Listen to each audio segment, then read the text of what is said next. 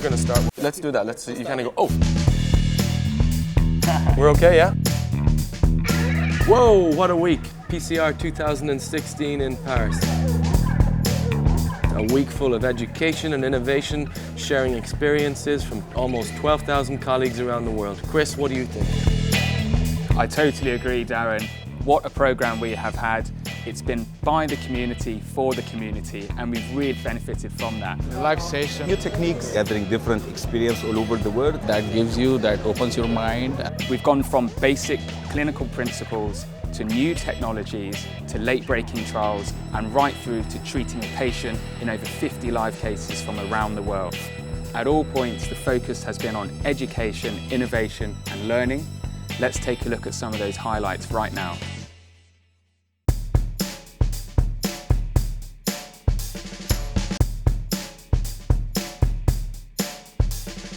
Let's go and have a look.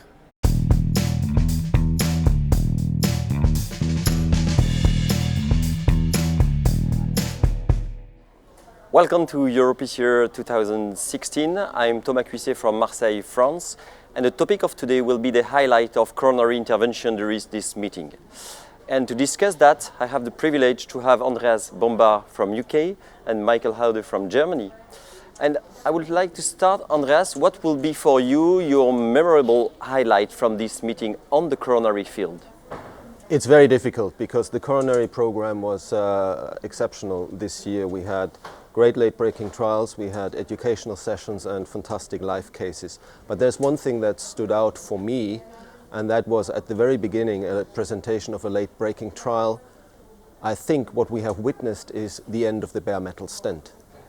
The leaders free trial subgroup ACS was presented and showed that really this will change our practice. We will not need bare metal stents anymore.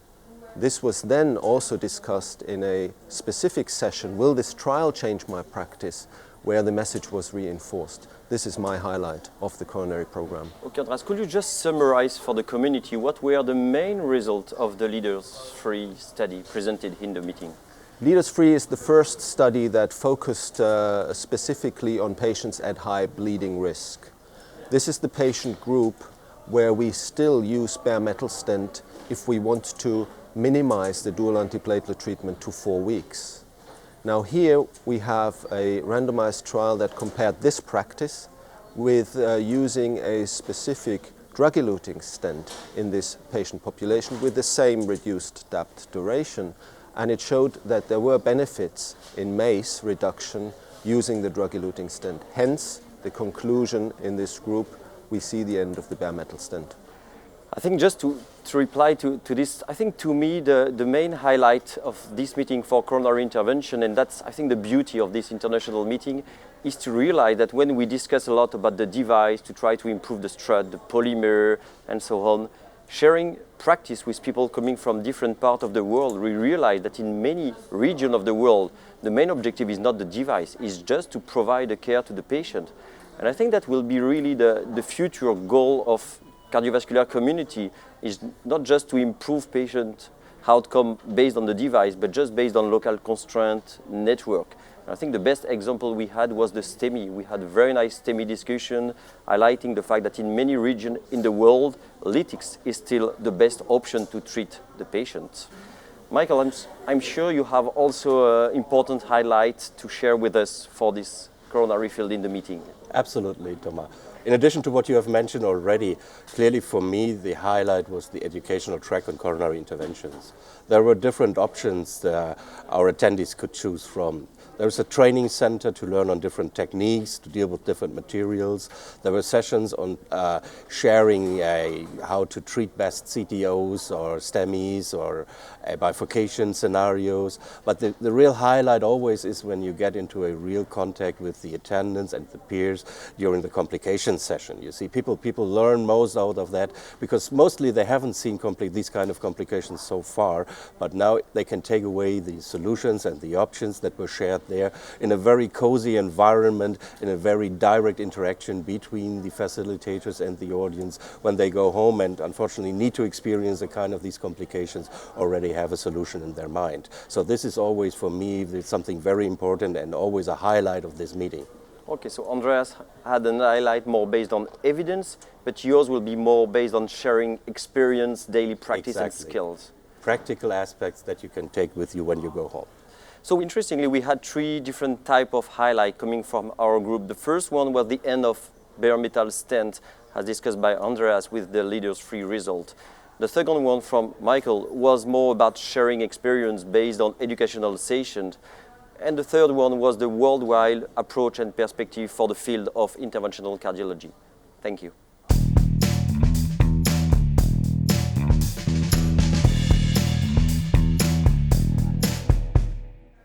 Welcome to EuroPCR 2016. It's my pleasure to discuss with you valvular heart interventions and heart failure topics during this Congress. And I'm happy to introduce 2 experts in the field. Werner Prendergast from St. Thomas Hospital in London and Didier Tchetche from Clinique Pasteur in Toulouse. Without doubt, valvular heart interventions, and particularly transcatheter aortic valve implantation, has been center stage during this course.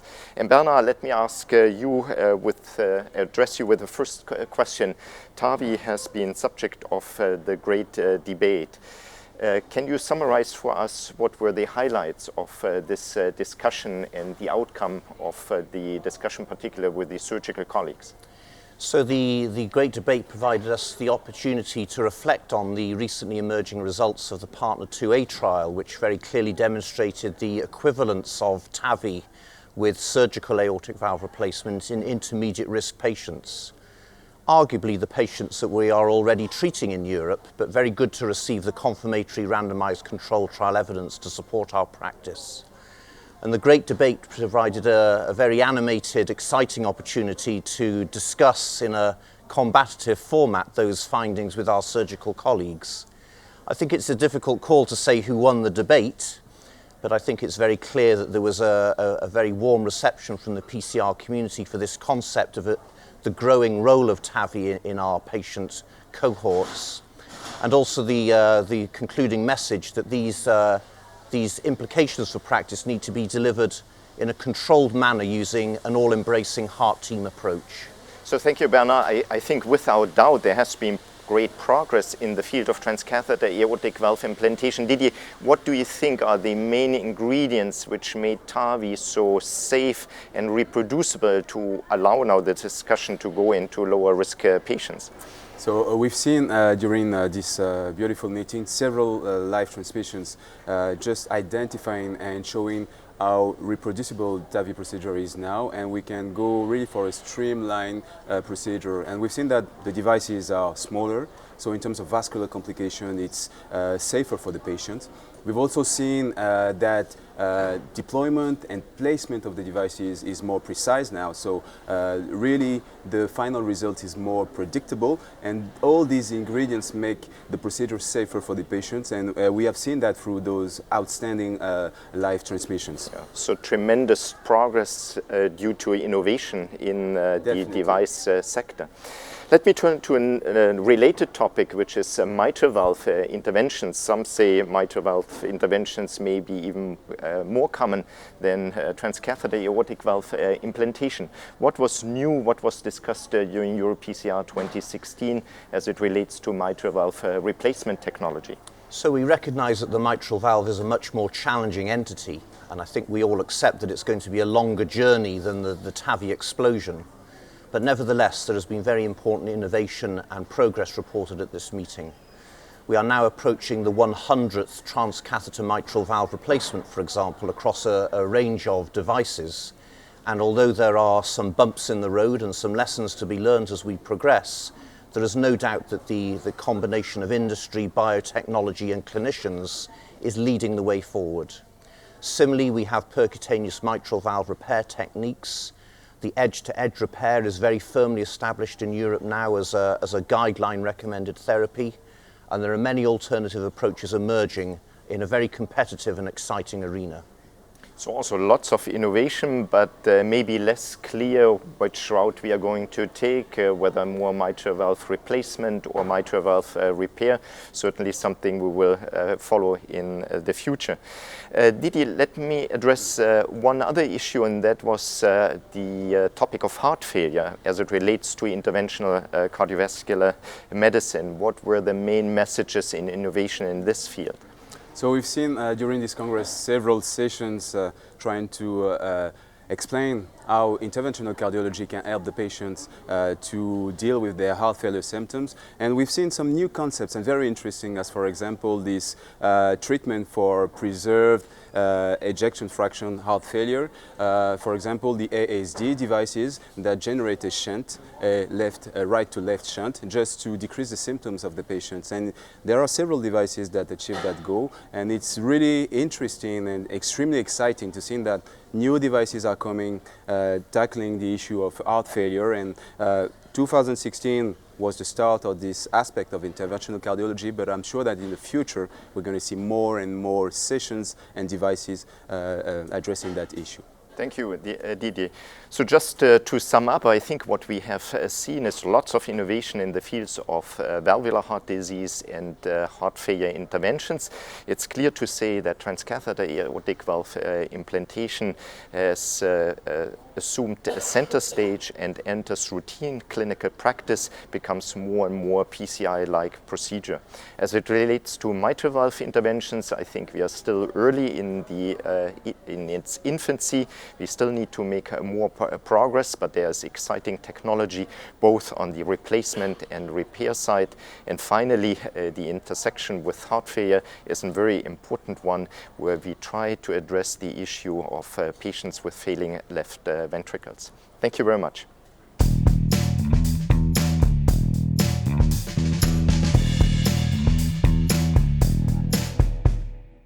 It's my pleasure to present the highlights on peripheral intervention in 2016 during this EuroPCR. I'm Antoine Sauguet. I'm acting as interventional cardiologist, more dedicated for the peripheral interventions. And it's my pleasure today to ask Alberto which was the highlights during the Congress.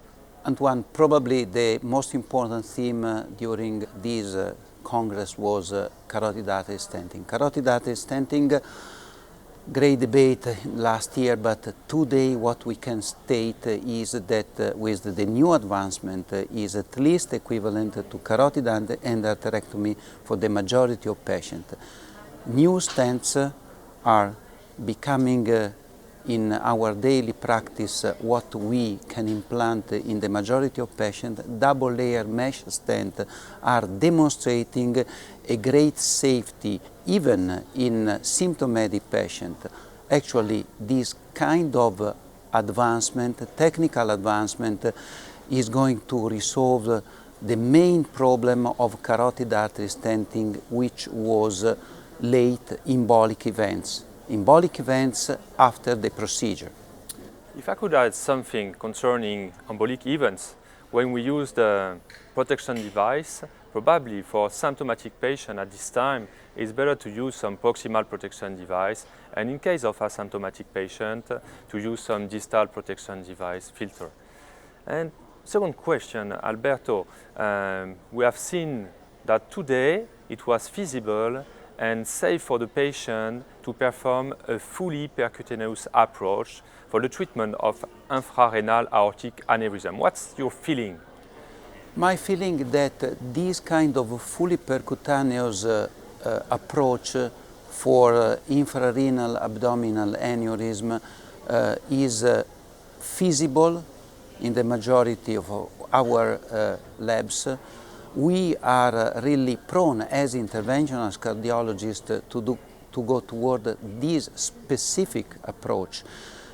Imagine that we can apply the similar approach we have for TAVI, for example, means the pre-implantation of a suture device, and then we go up with our low-profile devices for infrarenal abdominal aneurysm. And today, actually, what we can state, and we have seen during EuroPCR, we have this low-profile device, 12 French, 14 French for the majority of patients. I fully agree with you, Alberto, and probably in the future it could stimulate some quite ambulatory procedure for the patient. And we have discussed carotid level, we have discussed abdominal level, and what about the femoral-popliteal level? Is there some emerging technologies or devices today in 2016? What we can wrap up from the many sessions dedicated to superficial femoral artery, popliteal and below the knee intervention, really important things. We have today great drug-eluting balloons, drug-eluting stents, and other technologies we can dedicate to the specific lower limb lesion. But Antoine, you are really expert. Can you tell me, teach me in this direction, what is your favorite approach for example, popliteal artery? For the popliteal artery and other bending zones like Haude lesion of the SFA, very close to the common femoral artery, in 2016 we will use some directional arterectomy plus drug-coated balloon therapy to avoid to put a stent in these bending zones. And we will stimulate the concept of nothing to left behind. Thank you, Alberto. So I think that we have discussed all the major highlights during this EuroPCR 2016 dedicated for peripheral interventions.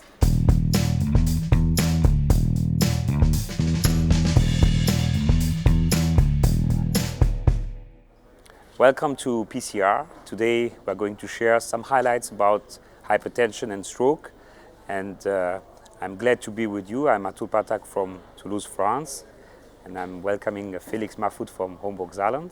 So let's start. Felix, what important landmark information would you like to share with our audience about hypertension?